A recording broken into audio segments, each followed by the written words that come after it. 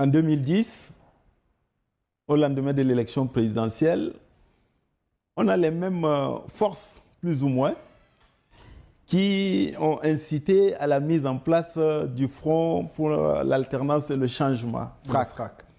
Et pratiquement tous les samedis, on avait des manifestations à la plage. Dans les années 2011-2012, on a connu le collectif Sauvons le Togo. Pratiquement les mêmes forces obscures qui semblent être convaincues que le seul moyen de prendre le pouvoir, c'est par des voies non démocratiques.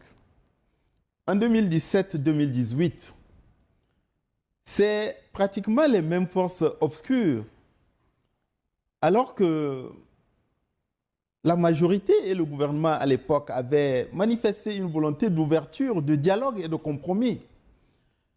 C'est les mêmes forces obscures qui ont insisté auprès des leaders de l'opposition à l'époque en leur disant non, il faut plutôt être dans la violence et le radicalisme. Et le 6 septembre 2017, les discours étaient retour à la Constitution de 1992 avec toutes ses implications, sous la dictée des mêmes forces obscures.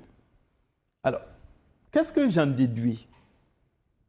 Qu'il y a des gens qui continuent à ne pas croire ni à la démocratie, ni au débat démocratique, et qui peut-être cherchent des raccourcis pour s'emparer du pouvoir.